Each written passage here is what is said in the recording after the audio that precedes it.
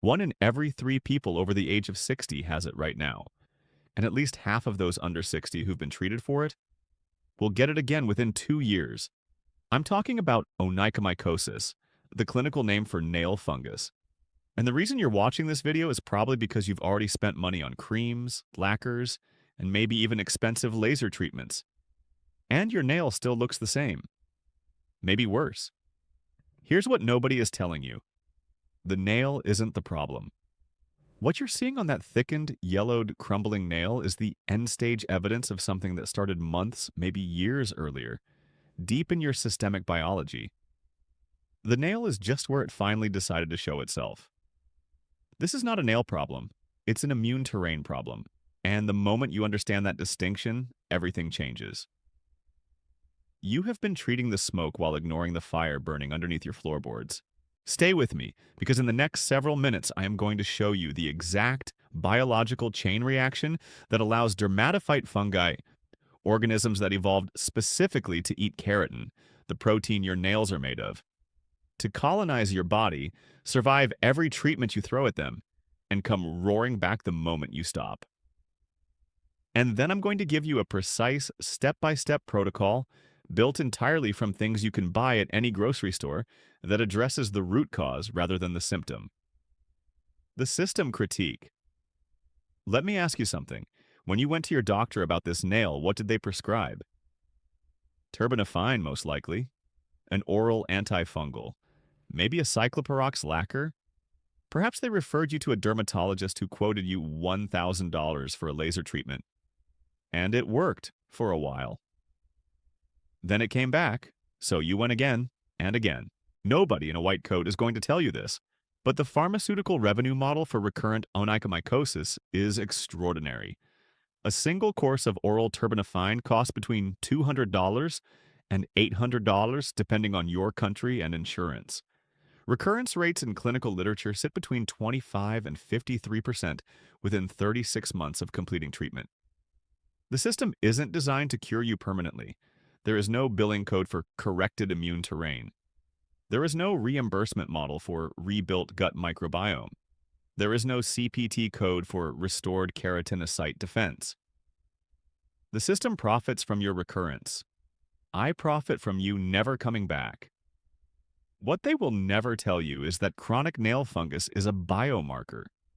It is your body's way of waving a red flag and saying, something about my internal environment has become hospitable to pathogens that a healthy immune system should be neutralizing without any help from you at all. Treating the nail with antifungal cream is like painting over mold without fixing the leak. And nobody in that office has 45 minutes to explain that to you because there is no insurance reimbursement for 45 minutes of root cause medicine. Early call to action. Before we go any deeper, like if this is already connecting with something you've felt but couldn't articulate, I need to ask you for one small thing. Hit the subscribe button and ring that notification bell. We are on a mission to reach 100,000 subscribers on this channel. Not for vanity, because the algorithm only starts distributing this content widely to the people who need it most when those numbers reach a critical threshold.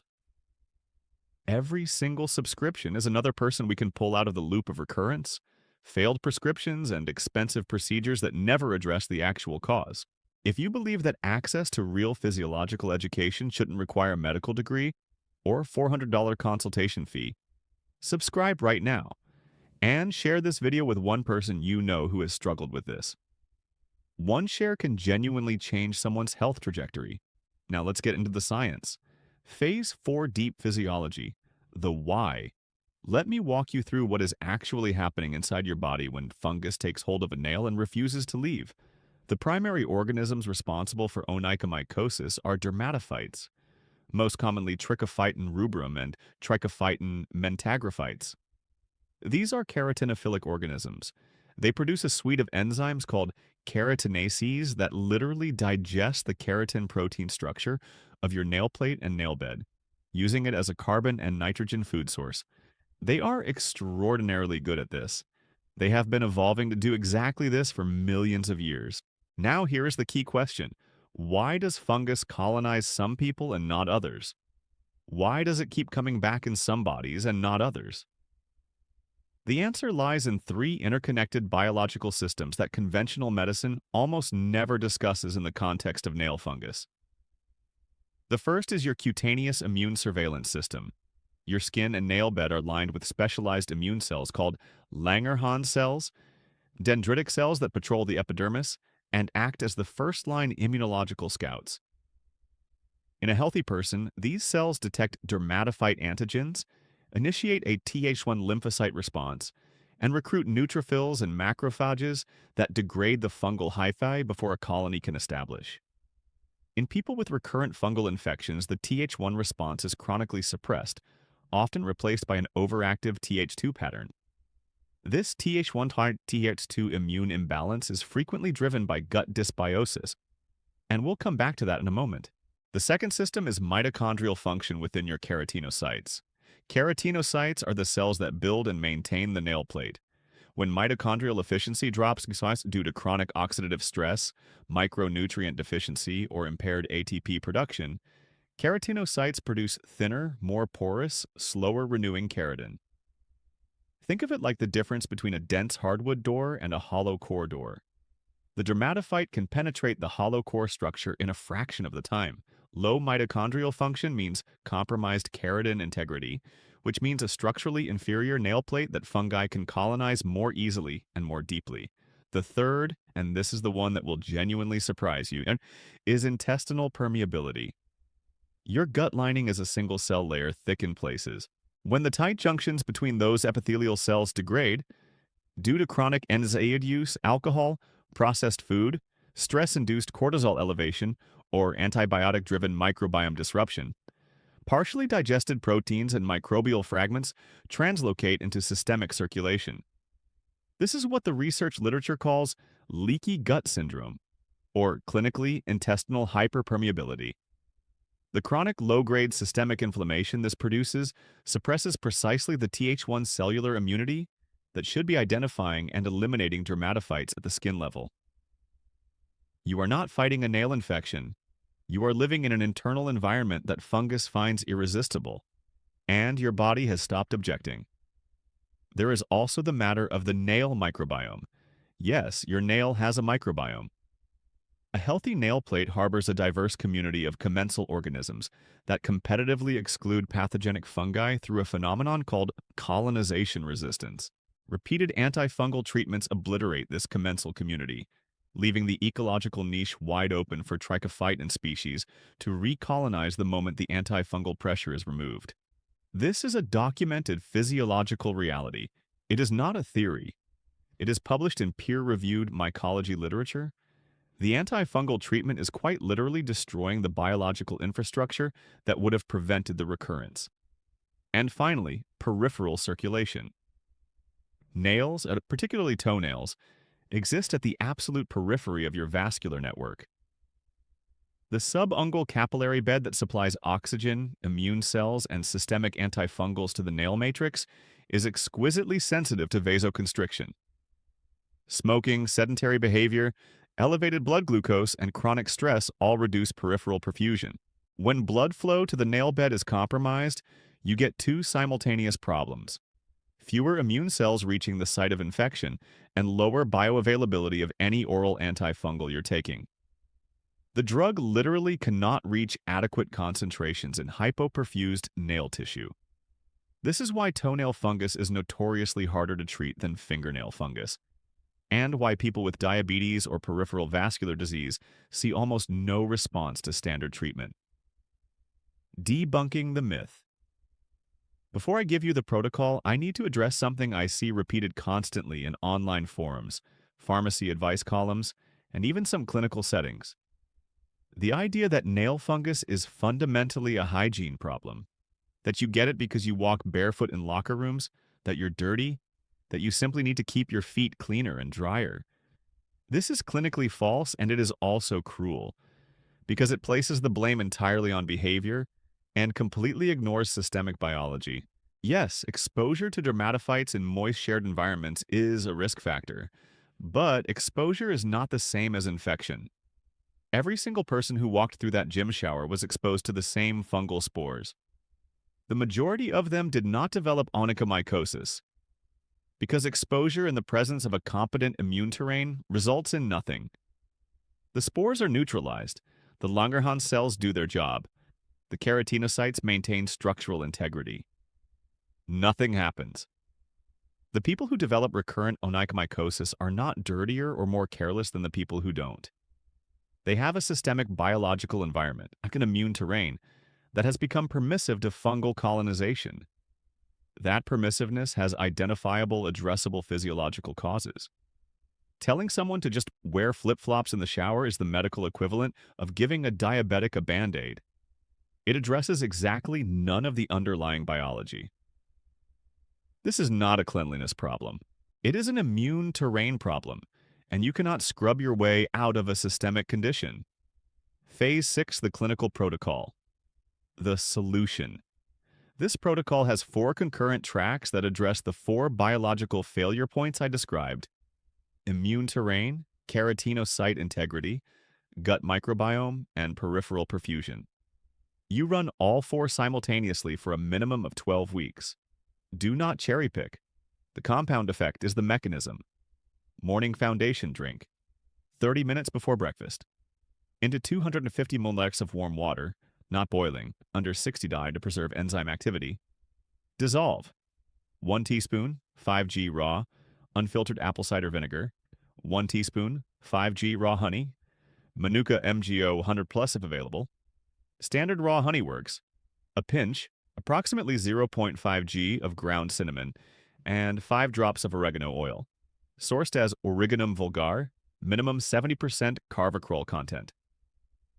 Carvacrol is the active monoterpene phenol with documented antifungal action against Trichophyton species. This combination creates a systemic antifungal signal, while simultaneously beginning to modulate gut pH in favor of commensal lactobacilli species. Topical nail soak, every evening for 20 minutes. Fill a basin with 2 liters of warm water, approximately 38 litres, comfortable but not scalding. Add 120 milliliters, half a cup, of white distilled vinegar, 2 tablespoons, 30 milliliters of 3% hydrogen peroxide, and 10 drops of tea tree oil, Melaleuca alternifolia, standardized to 36% terpenin-4 oil content. Submerge the affected nails for exactly 20 minutes. The acetic acid from the vinegar creates a local pH of approximately 4.1.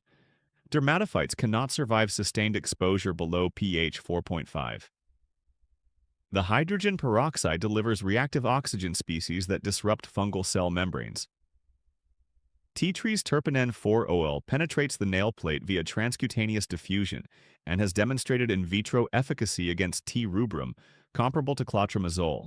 After soaking, dry thoroughly with a clean paper towel, then apply 1 to 2 drops of pure coconut oil, which delivers caprylic acid, a medium-chain fatty acid with antifungal properties, directly to the nail surface and the groove between the nail and surrounding skin. Gut microbiome restoration, with lunch. Daily 150 grams of plain, full-fat, live culture yogurt, or 100 milliliters of commercially available kefir.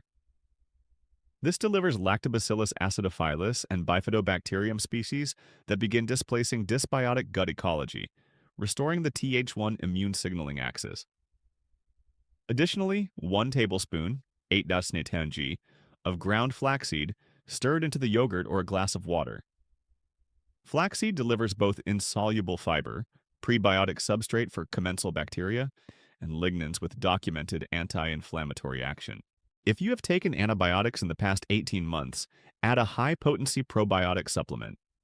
Minimum 50 billion CFU, multistrain including Lactobacillus rhamnosus GG, taken 2 hours after any antibiotic dose or with lunch on non-antibiotic days. Peripheral circulation protocol, twice daily, 5 minutes each session. This is the one most people skip, and it is the one that makes everything else work significantly better. Sit on the edge of a chair or on the floor. Flex and extend your toes aggressively. Full curl, full extension, for 30 seconds. Then perform ankle circles. 10 rotations clockwise, 10 counterclockwise on each foot. Then place a small towel on the floor and practice picking it up with your toes for 30 seconds. These movements pump blood through the subungual capillary bed, increasing local immune cell delivery and improving bioavailability of any systemic antifungal compounds circulating in your blood. If you have access to a contrast shower, end your morning shower with 30 seconds of cold water directed at your feet, then 30 seconds warm, repeated 3 times. This vasoconstriction dilation cycling dramatically increases microvascular tone in peripheral tissues over 8 to 12 weeks. Keratinocyte nutritional support with dinner. Biotin, vitamin B7 at 2,500-5,000 mcg daily. This is the rate-limiting micronutrient in keratin synthesis. Zinc, as zinc picolinate or zinc bisglycinate for superior absorption, at 15 to 25 mg daily. Zinc is essential for both keratinocyte proliferation and for the activity of superoxide dismutase, a mitochondrial antioxidant enzyme. Vitamin D3 at 2,000-4,000 IU daily with dietary fat. Vitamin D3 is a direct immune modulator, shifting the Th1-Th2 balance toward the cellular immunity your body needs. If your diet is low in oily fish, add omega-3 fatty acids at 2 glycodine daily. All of these can be obtained from food sources: liver and eggs for biotin, oysters and pumpkin seeds for zinc, sardines and salmon for vitamin D and omega-3. If you prefer supplemental form, all of these cost under $30 a month combined from any basic supplement retailer. Environmental hygiene, not because it cures you, but because you're rebuilding a system, and you don't need unnecessary reinfection pressure while you do it. UV dry your shoes. Place them in direct sunlight for 6 to 8 hours weekly, or use a UV shoe sanitizer. Wash socks at 60 degrees minimum. Dermatophyte spores survive standard 40 degrees laundry cycles. Replace your nail clippers or sterilize them in 70% isopropyl alcohol for 10 minutes after each use. Trim nails straight across, not curved, and file the surface of affected nails gently with a single-use emery board monthly. This removes the most heavily colonized superficial keratin layers and improves topical penetration. Phase 7. The patient story. In my 15 years of clinical practice, very few cases have stayed with me the way Miroslav's did. He was 54 when he first came to see me. A secondary school teacher, a passionate weekend hiker, and a man who had been carrying the private embarrassment of toenail fungus for 11 years. 11 years. He had done 2 full courses of oral terbinafine. He had spent over $600 on laser treatment that a private clinic had told him was guaranteed. He had used prescription cycloperox lacquer faithfully for 48 weeks. Each time his nail improved by perhaps 40 or 50%, and then within a year it was back to where it started. Sometimes worse. When I sat with him and went through his full history, several things became immediately apparent. He had a 7-year history of irritable bowel syndrome, for which he had been taking a combination of antispasmodics and periodic antibiotics. He worked a high-stress job in an under-resourced school and was sleeping between 5 and 6 hours a night chronically. His diet was what he called functional, high in processed bread, low in fermented foods, almost no diversity in plant sources.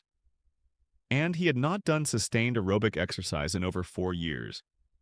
This was not a nail problem. This was a man whose gut microbiome had been devastated by years of antibiotics and poor dietary diversity, whose cortisol levels were chronically elevated from sleep deprivation and workplace stress, whose peripheral circulation had deteriorated from sedentary lifestyle, and whose Th1 immune surveillance had been functionally suppressed by the resulting systemic inflammation. The fungus was simply the organism that had noticed. I put Miroslav on a version of the protocol you've just received. Not identical.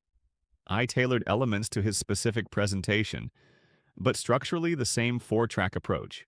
At 8 weeks, the nail had stopped worsening, which he said had never happened with any previous treatment after stopping the medication. At 16 weeks, the proximal nail, the new growth, was coming in clear for the first time in a decade. At 28 weeks, 3 out of 4 affected nails were clinically clear. The 4th resolved over the following 2 months. That was 3 years ago. He has not had a recurrence. He comes in annually now, primarily to talk about his hiking. And he told me last spring, and I will never forget this, I feel like I got my feet back. That's what this is about. Not the nail. The person inside the nail. Age engagement. I want to ask you something directly. How old are you? Drop your age in the comments below. Just the number. That's all I need. Because the physiology of recurrent nail fungus at 35 is genuinely different from the physiology at 55, which is different again from 70. Estrogen decline accelerates intestinal permeability in women post-menopause. Testosterone decline in men over 50 impairs keratinocyte renewal rate. Age-related mitochondrial decline changes how efficiently your nail matrix cells produce keratin. The microbiome shifts predictably across decades. I read every single comment on this channel. When I can see the age distribution of the people watching, I can make better, more targeted content. Content that speaks to exactly where you are in your physiology right now. So, please, drop your age below. It takes 2 seconds and it genuinely shapes what I make next. The conclusion. Let me bring this home. Here is everything you need to remember from today. Nail fungus is a symptom of a permissive internal immune terrain, not a surface-level hygiene failure. The Th1 quadrant Th2 immune imbalance, driven largely by gut dysbiosis, is the primary reason recurrence happens after antifungal treatment ends. Compromised mitochondrial function in keratinocytes produces structurally weaker nail keratin that dermatophytes penetrate more easily and more deeply.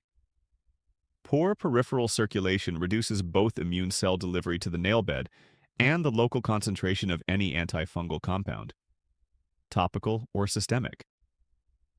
Antifungal treatments destroy the nail microbiome's commensal colonization resistance, making reinfection biologically inevitable without terrain correction. The 4-track protocol, morning antifungal drink, evening soak, gut restoration, and circulation work, must be run concurrently for a minimum of 12 weeks to address all 4 failure points simultaneously. This is not a theory. It is documented physiological reality, scattered across mycology literature, immunology journals, and gut microbiome research that the standard clinical encounter has neither the time nor the financial incentive to synthesize for you. But that synthesis is exactly what this channel exists to do.